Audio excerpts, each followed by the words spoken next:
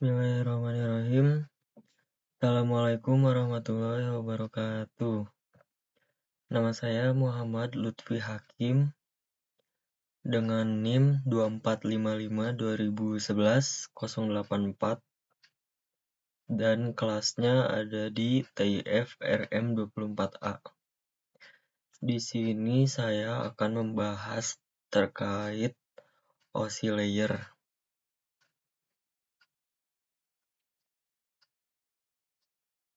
Model OSI layer pada jaringan komputer. Jaringan komputer dari tahun ke tahun mengalami banyak sekali perkembangan, sehingga setiap pengguna di seluruh penjuru dunia dapat melakukan komunikasi dengan cepat dan optimal.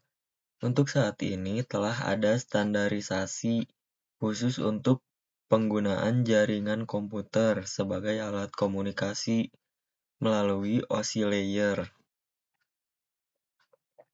Nah, di sini ada pengertian OSI layer. Apa sih OSI layer tuh? Jadi OSI layer tuh kepanjangannya adalah Open System Interconnection atau OSI.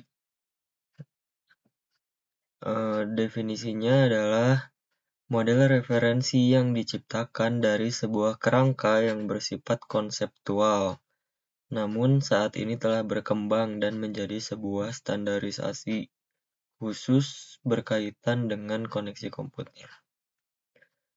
Nah, di sini ada tujuan pembuatan OSI layer.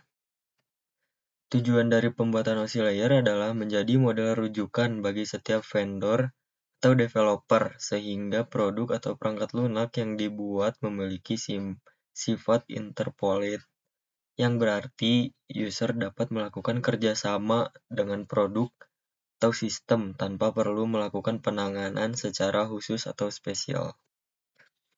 Nah, OSI layer itu dibagi menjadi 7, ada 7 model. Nah, lapisan yang ketujuhnya adalah application layer. Lapisan yang menjadi pusat terjadinya suatu interaksi antara pengguna dengan aplikasi yang bekerja menggunakan fungsionalitas sebuah jaringan.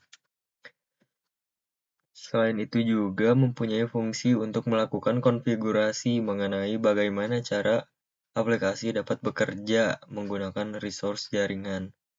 Dan kemudian dapat memberikan pesan saat terjadi sebuah kesalahan pada proses pengaturan jaringan. Contoh beberapa service dan protokol yang berada pada application layer adalah HTTP, SMTP, FTP, dan lain-lain. Lapisan keenam ada presentation layer, yaitu di mana mempunyai fungsi untuk mentranslasikan format data yang akan ditransmisikan oleh aplikasi melalui jaringan ke dalam format yang dapat ditransmisikan oleh sebuah jaringan. Pada layer ini, data juga akan terenkripsi dan dekripsi melalui sistem. Contoh protokol yang berada pada presentation layer adalah MIME, SSL, TLS, dan lain sebagainya. Lanjut ada lapisan kelima, yaitu session layer. Merupakan lapisan yang berfungsi untuk mendefinisikan bagaimana sebuah koneksi dapat dibuat, dikelola, dan dikembangkan. Contoh protokol yang berada pada session layer adalah NFS, SMB, RTP, dan lain-lainnya. Lapisan keempat ada transport layer, berfungsi untuk memecah data menjadi paket-paket data, serta memberikan nomor urut untuk setiap paketnya, sehingga nantinya dapat disusun kembali saat pada tujuan. Pada layer ini juga menentukan protokol yang akan digunakan untuk mentransmisikan data seperti protokol TCP. Protokol tersebut akan mengirimkan paket data sekaligus memastikan bahwa setiap paket telah diterima dengan sukses dan tepat sasaran. Selain itu juga dapat mentransmisikan ulang terhadap paket yang hilang atau rusak ketika proses pengiriman. Lalu di sini ada lapisan yang ketiga, network layer. bertugas untuk membuat header untuk paket yang berisi informasi IP, baik IP pengirim atau IP tujuan data.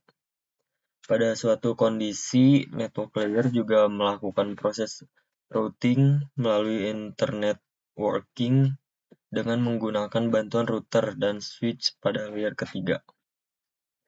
Lapisan yang kedua ada data link layer, memiliki tugas untuk menentukan setiap bit data dikelompokkan menjadi format yang disebut frame.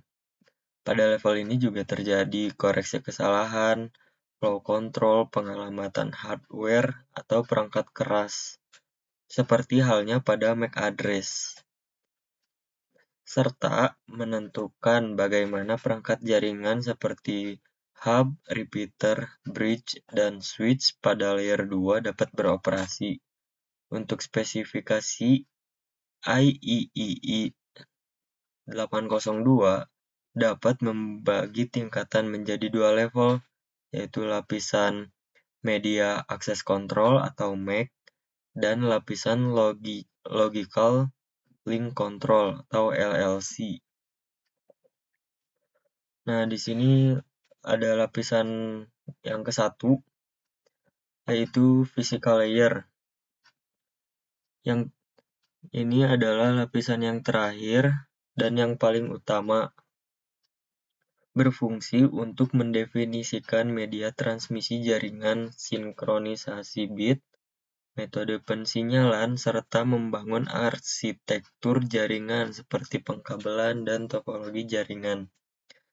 Pada tahapan atau level ini juga mendefinisikan mengenai bagaimana sebuah NIC atau Network Interface Card dapat berinteraksi secara langsung dengan media kabel dan perangkat radio. Untuk setiap pengiriman data melalui tiap layer dapat dianalogikan seperti Anda mengirim surat. Lalu lanjut di sini ada cara kerja OSI layer. Nah, untuk cara kerjanya adalah Anda dapat membayangkan dengan tahapan dalam mengirim surat. Agar surat sampai kepada penerima dengan baik dan tepat, maka harus melewati berbagai tahapan pengiriman sesuai dengan prosedur yang telah ditetapkan sebelumnya. Nah, di sini ada beberapa cara kerja OSI layer. Yang pertama adalah application layer akan mengirimkan data yang dikirim pengguna kepada perangkat komputer penerima data. Yang kedua, pada presentation layer terjadi konversi email menjadi sebuah format jaringan. Lalu yang ketiga, pada session layer akan membentuk sesi perjalanan data hingga seluruh proses pengiriman data selesai dilaksanakan. Yang keempat, dalam transport layer, pengirim melakukan pemecahan data. Kemudian, data tersebut dikumpulkan pada transport layer penerima. Yang kelima, network layer akan membuatkan sebuah alamat sehingga dapat menuntut dan mengarahkan data hingga sampai pada tujuan yang benar. Lalu, di dalam data link layer, akan dilakukan pembentukan data menjadi bentuk frame, serta alamat fisik. Dan pada lapisan utama, tepatnya physical layer, data akan dikirim melalui medium atau perantara jaringan menuju lapisan transport penerima. Langkah yang terakhir, alur jalannya proses akan berbalik dari physical layer menuju application layer. Nantinya akan mengarah pada jaringan komputer penerima. Jadi, OSI layer adalah model referensi yang dikembangkan untuk menciptakan sebuah kerangka yang bersifat konseptual. OSI layer juga memiliki 7 model layer yang terdiri atas application, presentation, session, transport, network, data link, dan physical layer. Untuk setiap level mempunyai peran dan fungsi masing-masing. dengan cara kerja pengiriman dari setiap model dilakukan secara berurutan. Sekian dari penjelasan dari saya.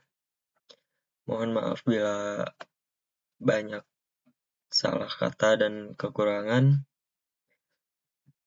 Wassalamualaikum warahmatullahi wabarakatuh.